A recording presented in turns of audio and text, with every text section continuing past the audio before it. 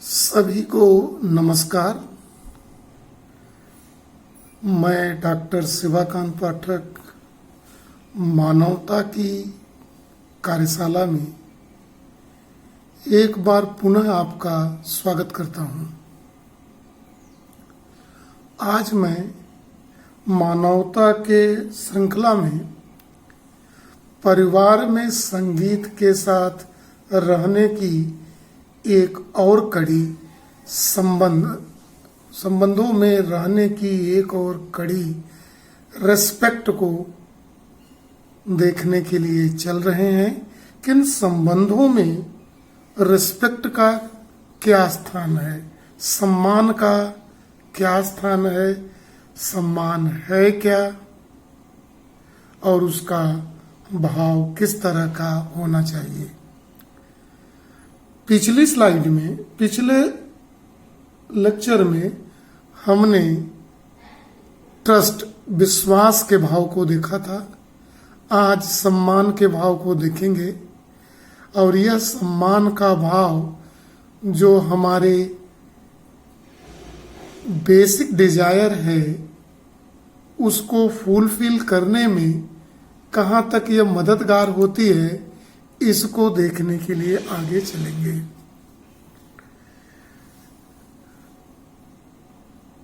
परिवार में संगीत के साथ हारमोनी में रहने के लिए, परिवार के साथ सुख और समृद्धि की भावना में रहने के लिए हमने संबंधों में रहने के कुछ पॉइंट्स निर्धारित किए हैं। इन पॉइंट्सों में है कि relationship is between one self to other self, मेरे मैं का संबंध दूसरे के मैं के साथ, मेरे फीलिंग का संबंध, मैं के फीलिंग का संबंध दूसरे के मैं के साथ।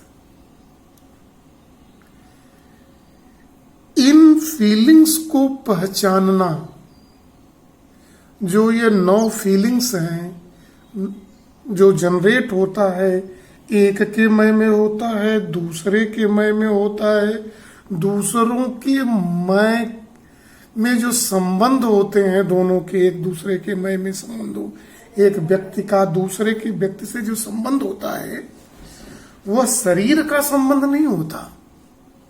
मैं का मैं से संबंध को देख रहे हैं, शरीर के का शरीर से संबंध को हम नहीं देख रहे हैं। तो एक मैं का जब दूसरे मैं के साथ संबंध होता है तो इन संबंधों की जो फीलिंग्स होती है वह 9 प्रकार की निश्चित फीलिंग है। उस फीलिंगों का निर्वहन, उसका मूल्यांकन ही, निर्वहन और मूल्यांकन सही समझ के साथ ही परस्पर सुख की भावना को स्थापित कर सकता है।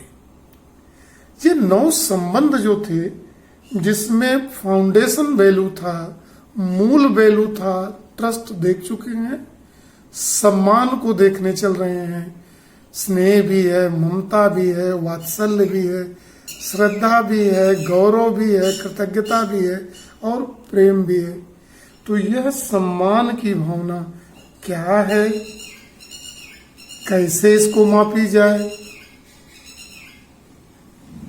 इसका निर्वहन कैसे किया जाए और इसका मूल्यांकन कैसे किया जाए। क्योंकि जब हम एक मैं दूसरे मैं के साथ संबंध स्थापित करता है तो इस संबंध स्थापित करने की श्रृंखला की में सम्मान एक महत्वपूर्ण पहलू सामने आता है। इस महत्वपूर्ण पहलू में यह ध्यान देने योग्य बात होगी कि इन संबंधों को हम किस तरह से देखते हैं।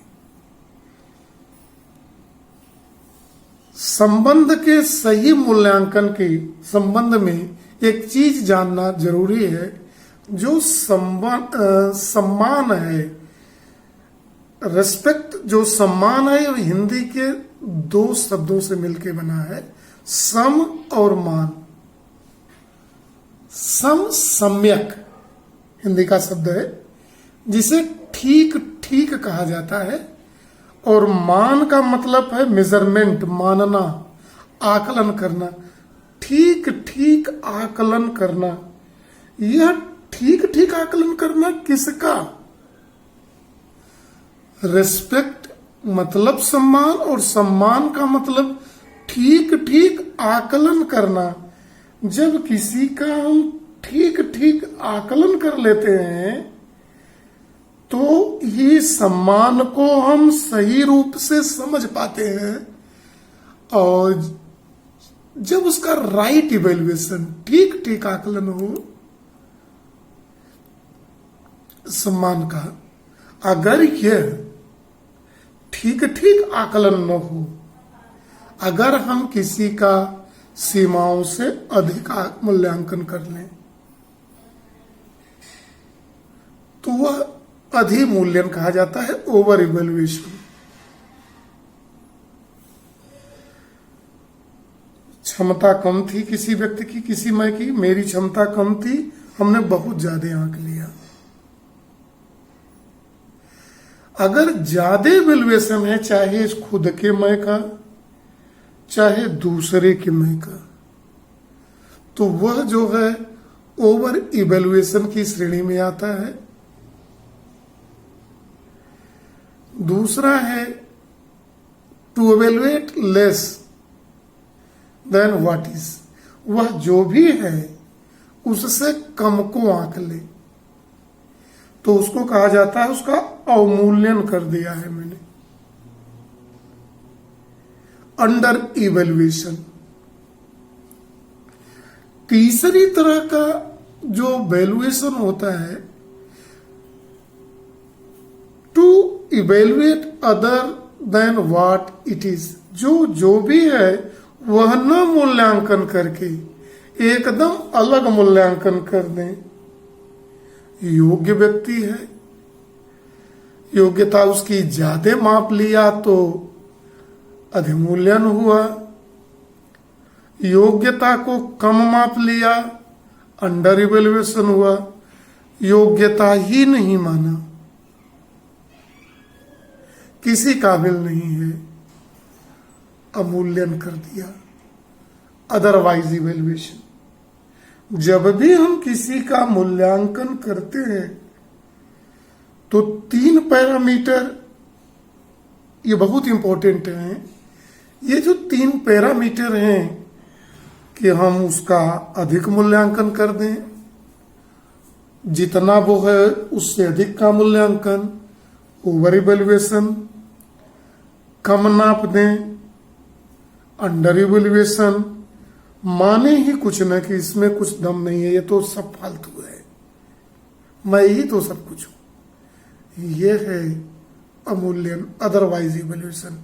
यह तीनों का तीनों मूल्यांकन उस मैं का सम्मान नहीं है, असम्मान है, अपमान है, डिसरेस्पेक्ट है। यह कहीं से भी सम्मान की श्रेणी में नहीं आता।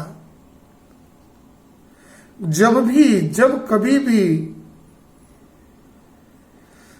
मूल्यांकन किसी का सही नहीं होता, वैल्यूएशन किसी भी मैं का सही नहीं कर पाता, मैं किसी व्यक्ति का सही मूल्यांकन न करना ही उसका अपमान है। तो इस अपमान को तब ये जरूरत है ये अपने में स्वयं जो है पहचाने, जांचे, परखें कि हमने सामने वाले का सम्मान किया है या अपमान। यह एकदम बहुत ही सही इवैल्यूएशन करने की जरूरत होती है।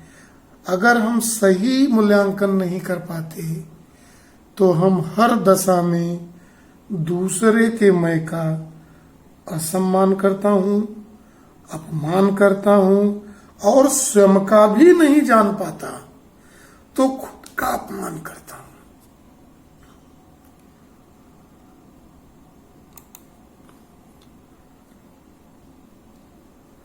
देखें, जब भी हम किसी भी का मूल्यांकन करने चलते हैं, सही मूल्यांकन करने जाते हैं, तो हम इस बात को ध्यान से सोचें कि व्यक्ति में मैं है और उसका शरीर है।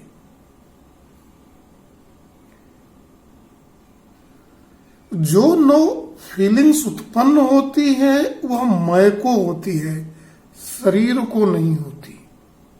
हम लोगों ने पिछले लेक्चर में मैं को और शरीर को अलग अलग देखा है। दोनों का आवश्यकताएं अलग हैं, दोनों की शक्तियां अलग हैं, दोनों के कार्यक्षेत्र अलग हैं, यह देख लिया है। और मेरा शरीर के साथ सहसंबंध है।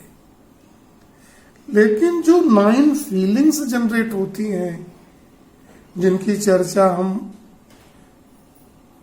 इसके पहले कर चुके हैं, जिसमें दूसरी फीलिंग, दूसरे अनुभव का चर्चा विस्तृत रूप से हम कर रहे हैं, यह करते वक्त, सम्मान का मूल्यांकन करते वक्त, क्या हम ये ध्यान देते हैं कि हम दूसरे के मैं का मूल्यांकन कर रहे हैं या उसके शरीर के आधार पर मूल्यांकन कर रहे हैं?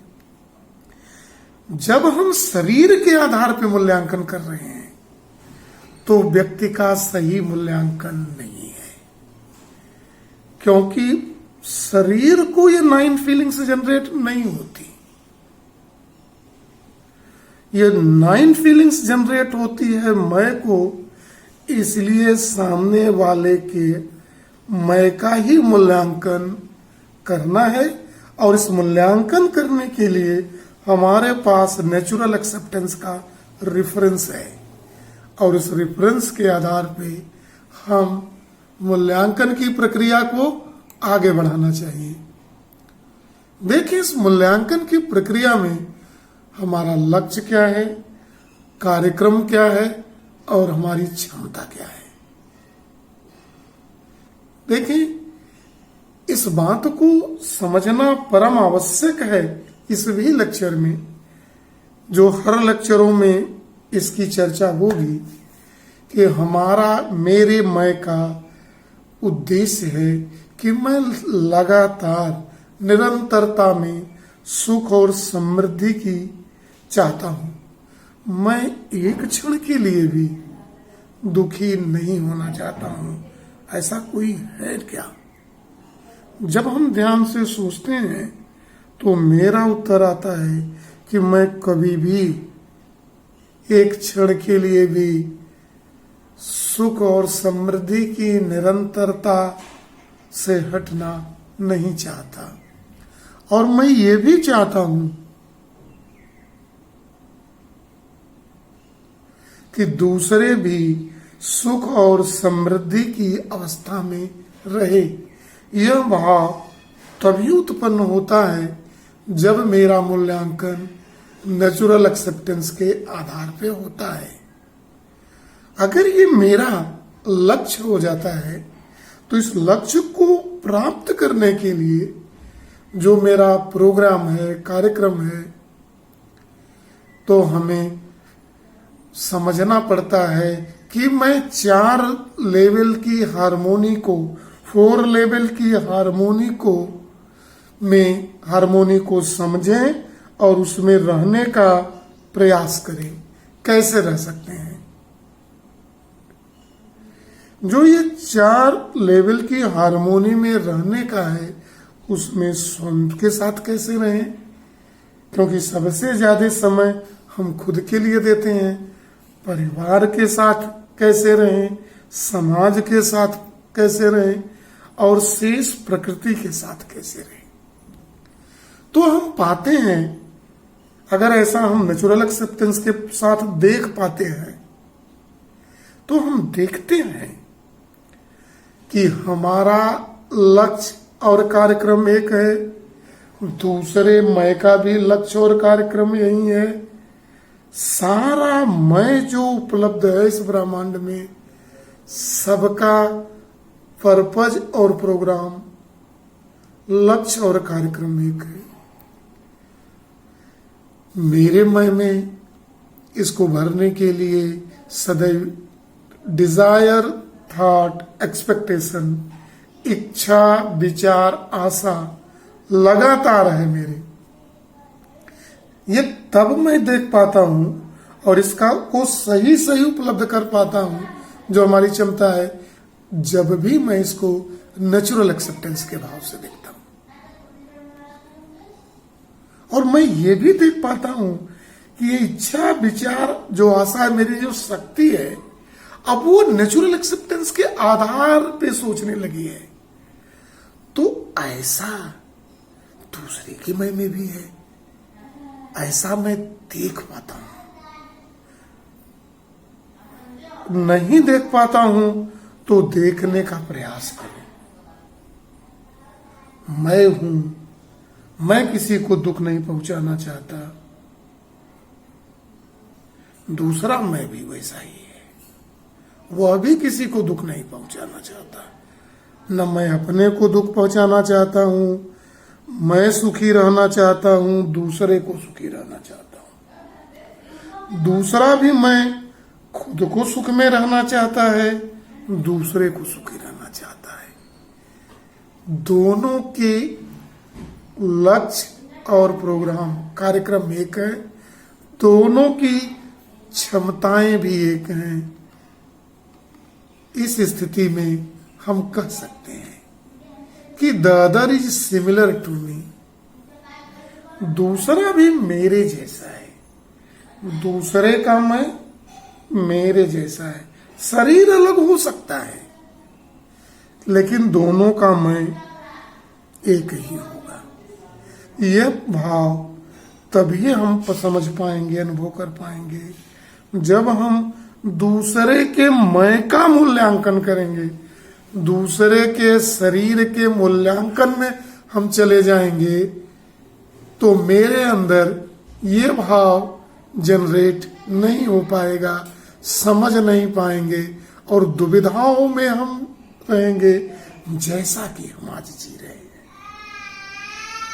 ऐसा जीते हुए हम कभी दुख की अनुभूति और कभी सुख की अनुभूति करते हैं।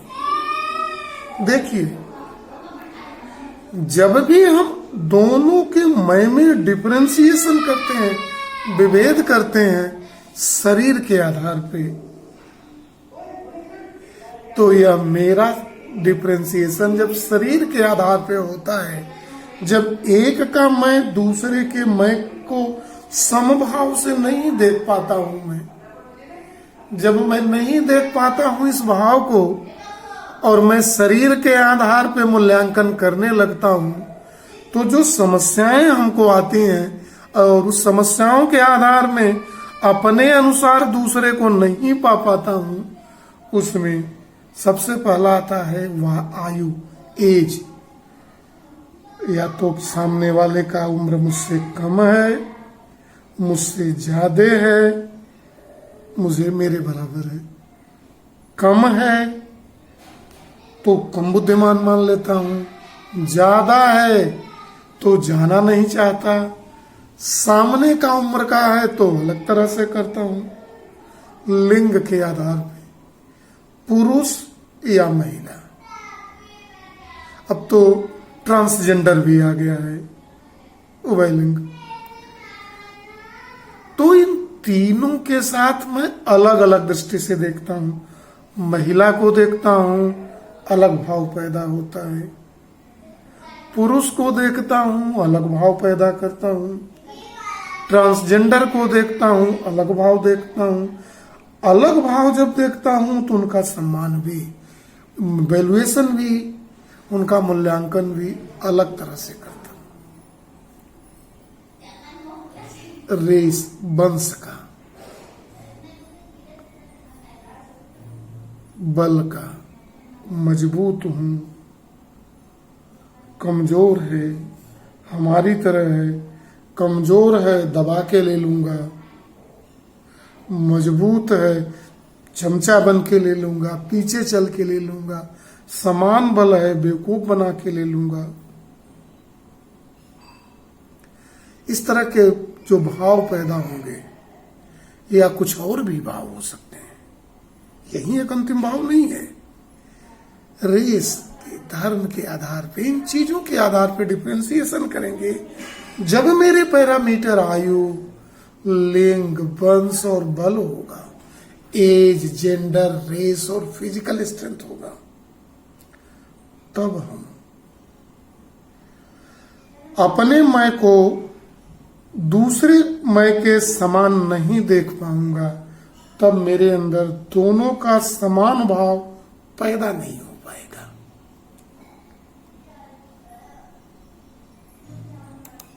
दूसरा है, अगर हम एक का मैं दूसरे के मैं को सुविधाओं के आधार पर देखूंगा। सुविधाओं में दो चीजों का है, धन, आर्थिक, बहुत कम धन कम है, निर्धन है, दरिद्र है, आर्थिक दृष्टि से क्यों मैं उसको देखूं, उससे मेरा क्या फायदा होगा, कभी मदद भी नहीं कर पाएगा। बहुत ज्यादा धन है, उसके आधार पे बराबर है तो अलग भाव, अलग एवेल्युएशन, कम है अलग एवेल्युएशन, ज्यादा है अलग एवेल्युएशन।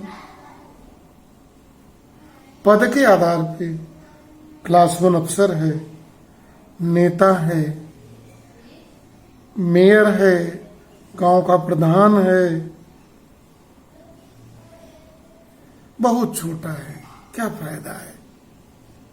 जब हम इन आधार पे लोगों का मूल्यांकन करेंगे, तब हम दूसरे का मैं मेरे जैसा ही है यह संभाव, यह भाव पैदा नहीं कर पाएंगे।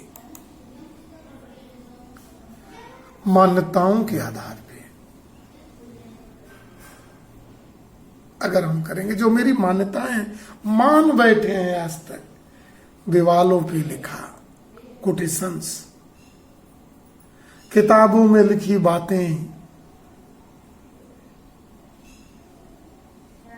धार्मिक पुस्तकों में लिखी दादा, नाना, नानी, दादा, दादी की कहानियां, मोरल साइंस की किताबें, जो ये कहती आई हैं, जो नेचुरल एक्सेप्टेंस पे नहीं बेस्ड हैं, उनका मूल्यांकन मैंने नहीं किया, बताएं इनमें बधा हुआ हूं। वाद में, संप्रदाय में, जाति, धर्म, सूचनाएं हमको मिल गई, किसी ने कह दिया कुछ, मैं उसका वैल्यूएशन नहीं किया, मान के पीछे पड़ गया। कह दिया किसी ने कह दिया अमुक आदमी बहुत खराब है, मैंने जांचा परखा नहीं, पड़ गया उसके पीछे। तो क्या मैं मूल्यांकन सही कर पाऊंगा? सोचें किसमें कमियां हैं। जो ये संपूर्ण मिसअंडरस्टैंडिंग की कमियां हैं, the gross misunderstanding is if the pre conditioning of the other message and my pre considering then other is like me. अब जब हम इसमें जीते हैं तो इस बात को ध्यान से समझें। दूसरे की मान्यता, दूसरे का अंधविश्वास, दूसरे की पूर्व कही हुई बातें जब हमारी बातों से मैच कर जाएगी तो मैं उसको पसंद करूंगा, अन्यथा ना पसंद करूंगा। जो मैं कर रहा हूं, ऐसा करते हुए मैं कभी सुख की स्थिति में हूं, कभी मैं दुख की स्थिति में आ जाता हूं। ऐसा करता हुआ मैं कभी भी सुख की स्थिति में हूं, कभी दुख की स्थिति में हूं।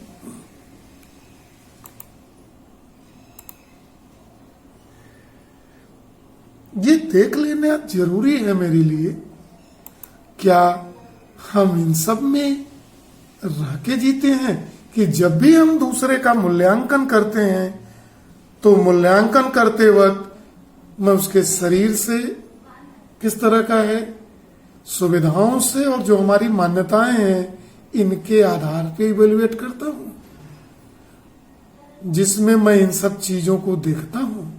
अगर मैं डिफरेंशिएट करता हूं तो मैं किसी का सही मूल्यांकन नहीं करता, उसका डिसरिस्पेक्ट,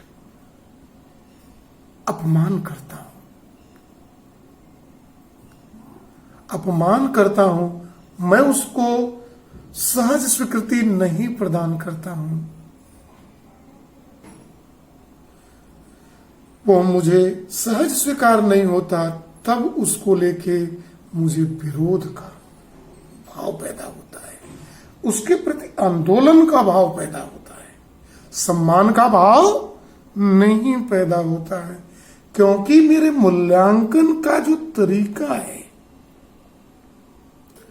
उसके पैरामीटर नेचुरल एक्सेप्टेंस नहीं है, सहज स्वीकृति नहीं है।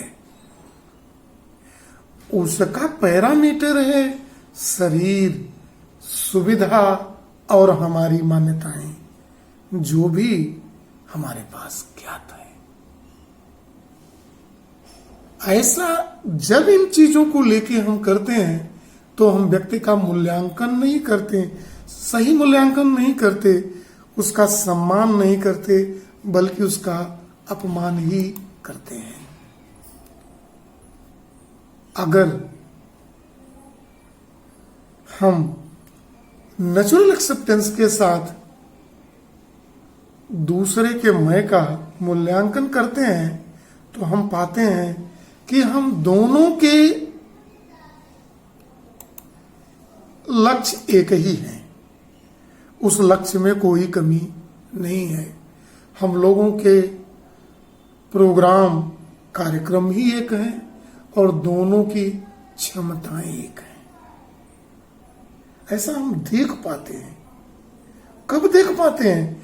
जब हम दूसरे के मैं का मूल्यांकन सहज स्वीकृति, नेचुरल एक्सेप्टेंस के आधार पे करता हूं, तब मैं पाता हूं कि the other is similar to me, दूसरा भी मेरे जैसा है, जैसा मैं हूं वैसा ही दूसरा है।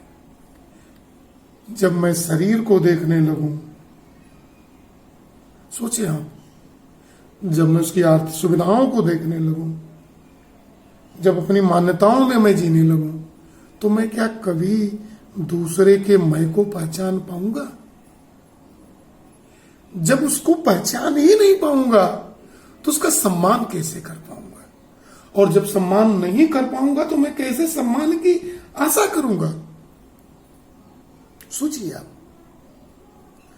हम लोग मिलके सोचिए, जानने से भी नहीं होगा, जीने से होगा। मैं आपको सुखी और समृद्धि में नहीं डाल सकता हूं, ये तो आप खुद ही जाएंगे, ये आपका काम है। मैं तो केवल रास्ता दिखा रहा हूं,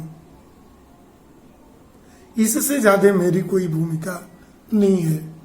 अब जब मैं और दूसरे का मैं एक ही तरह है और हम लोग उसका सही मूल्यांकन, न तो एवं मूल्यांकन, न तो अंडर इवेल्युएशन, न तो ओवर इवेल्युएशन कर रहे हैं उसका, न तो अदरवाइज इवेल्युएशन कर रहे हैं, हम उसका राइट इवेल्युएशन कर रहे हैं, तो मैं ये पाता हूं कि जब दोनों एक तरह के हैं तो मेरे अंदर ये भाव होता है कि हम एक दूसरे के पूरक हैं, we are complementary to each other. और जब हमारे अंदर ये भाव आ जाएगा कि दोनों एक दूसरे के पूरक हैं, बिना एक दूसरे के सुख और समृद्धि की अवस्था में रहना असंभव है, तब हम एक दूसरे की फुलफिलमेंट, निर्वाण, म्यूचुअल फुलफिलमेंट, पारस्परिक निर्वाण की प्रक्रिया में शुरू होते हैं, कमिटेड होते हैं। इसको समझने के लिए जब निर्वाण की बात मेरे दिमाग में आती है तो इस निर्वाण में की प्रक्रिया में जो ये कॉम्पिटेंस होता है, क्षमता, लोगों की अलग अलग हो सकती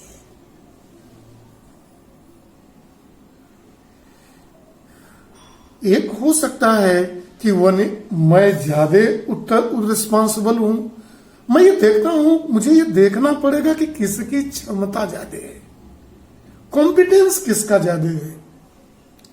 अगर मेरी क्षमता ज्यादा है तो मेरा उत्तरदायित्व भी ज्यादा है, या दूसरे की मैं की क्षमता ज्यादा है तो उसका उत्तरदायित्व ज्यादा है। अगर मैं देखता हूं कि सामने वाले की क्षमता कम है, मेरी बार बार समझाने में नहीं समझ पाता है, तो मैं उसको सुख और समृद्धि की अवस्था में लाने के लिए उसकी क्षमताओं की वृद्धि के विषय में सोच सकता हूं, न कि डिफरेंशिएशन करके, उसका सम्मान करके मैं उसको सुखी कर सकता हूं। मैं ज्यादा क्षमतावान हूं तो मेरी जिम्मेदारी ज्यादा है।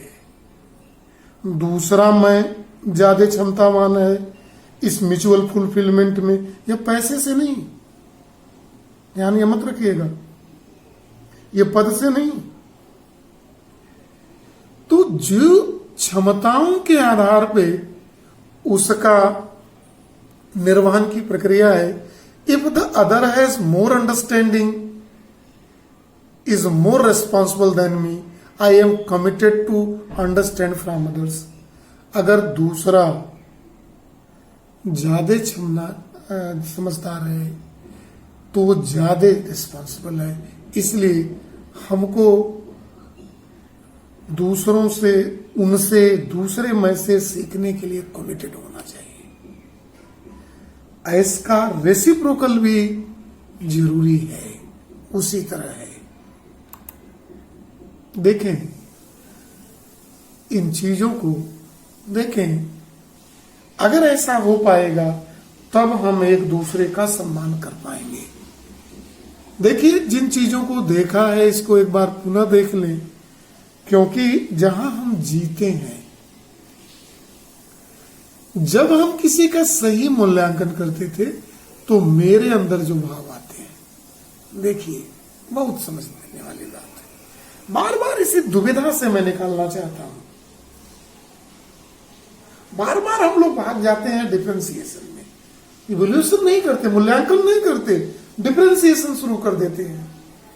चाहे वो डिफरेंशिएशन के जो 3 पैरामीटर्स हैं उनमें से किसी का या सभी का, सामान्यतया आज की स्थिति में हम सभी चीजों को लेते हैं। जब हम सही रूप से इन चीजों को छोड़ के करते हैं तब हमारे अंदर सेल्फ कॉन्फिडेंस का भाव पैदा होता है। जब हम सेल्फ कॉन्फिडेंस का भाव होता है तो मैं निडर होता हूं, तब मैं स्वतंत्रता का अनुभव करता हूं। जब मैं निडर होऊंगा मैं स्वतंत्रता का अनुभव कर ही नहीं पाऊंगा। और जब मैं निडर होऊंगा, सेल्फ कॉन्फिडेंट होऊंगा, तो मेरा जो व्यवहार होगा वो निश्चित होगा, डेफिनेट कंडक्ट होगा। तब मेरी इमेज बनेगी, तब लोग हमें पहचानेंगे। लेकिन हम अगर किसी का अधिक मूल्यांकन कर दें अपना, पहले स्वयं का, तो ईगो मुझे आ जाएगा, मैं ही सब कुछ हूं, बाकी सब बेकार। एको हम द्वितीयो नास्ति, बाकी सब बेवकूफ, एक में हम आधे में दुनिया। तो मैं गुलाम हो जाता हूं अपना, हर वक्त उस स्थिति को छोड़ने का डर बना रहता है, डरपोक हूं, कायर हो जाता हूं मैं। जब मैं स्वयं का अधिक मूल्यांकन कर लूं, अपने का अधिक मूल्यांकन कर दूं, तो मैं इगोइस्ट हो जाता हूं। ईगो है, अरे मैं उसके पास क्यों जाऊं, मैं ही सबसे, मैं एको हम द्वितीयो नास्ति, अहंकार, सब बेवकूफ, मैं ही स्ट्रांग, मैं ही कुछ कर सकता हूं, मैं ही सब कुछ कर सकता हूं। बेवकूफ है सामने वाला। और हर वक्त जब इस भाव को दिमाग में रखे हैं तो इस को पास से निकलने का भी डर है।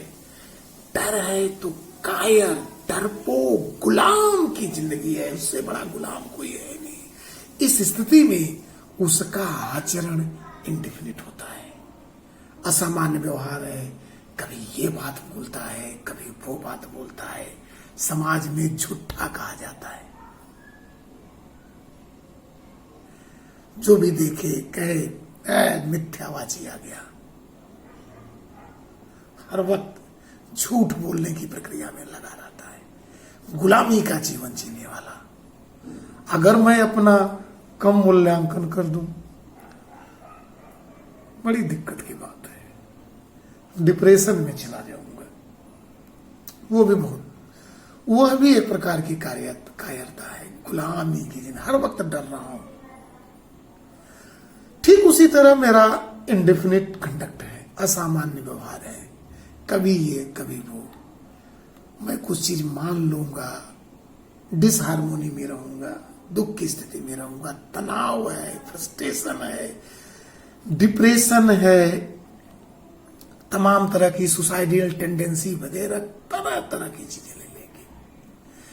मैं कुछ कर ही नहीं सकता, कोई मेरी मदद कर दे, ये कर दे, मैं तो ये नहीं कर सकता, मुझे एग्जाम पास ही नहीं कर सकता, वहां मैं जा ही नहीं सकता, कहां से जाऊंगा, किस रास्ते से जाऊंगा, कौन मिलेगा, क्या काम करूंगा। जब मैं अपना मूल्यांकन सीमाओं से नीचे कर दूं, तब भी मैं गुलाम हो जाता हूं, अपना गुलाम। तरह तरह की बातें झूम करने लगूंगा, अवसाद में चला जाऊंगा, पागलपन की स्थिति में चला जाऊंगा। सदैव नकारात्मक बातें आती रहेंगी, तनाव में, फ्रस्ट्रेशन में, डिप्रेशन में, सुसाइडियल टेंशन, तमाम तरह की भावनाएं हो जाएंगी। सोचें, जब हम इन दोनों स्थितियों में स्वयं रहेंगे तो क्या हम सुख रह पाएंगे? जब हम स्वयं के सुख में नहीं रह पाएंगे तो क्या दूसरे को सुखी रह पाएंगे? इस ग्राफ को देखें ध्यान से। यह विश्वास की लाइन है, ट्रस्ट की। इससे ऊपर जाते हैं तो इगोइस्ट है, इससे नीचे आते हैं तो डिप्रेशन में। सोचें आप कैसे मूल्यांकन, जब तक निडर नहीं होंगे, निडर कब होंगे? स्वतंत्रता का महसूस करेंगे, आपका डेफिनेट कंडक्ट होगा, सेल्फ कॉन्फिडेंट नहीं होगे, कौन सा काम कर पाएंगे आप? किसको सुखी रख पाएंगे भाई? सोचें, समझें, तब करें। देखें,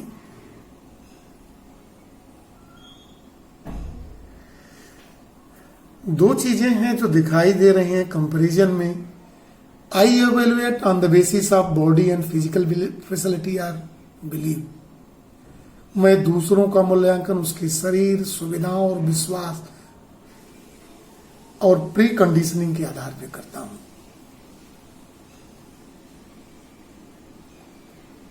तो मैं विभेद करता हूं, तो मैं ये पाता हूं कि दूसरा मेरे जैसा नहीं है। वो मेरा कंपटीटर हो सकता है, लेकिन वो मेरे जैसा नहीं है।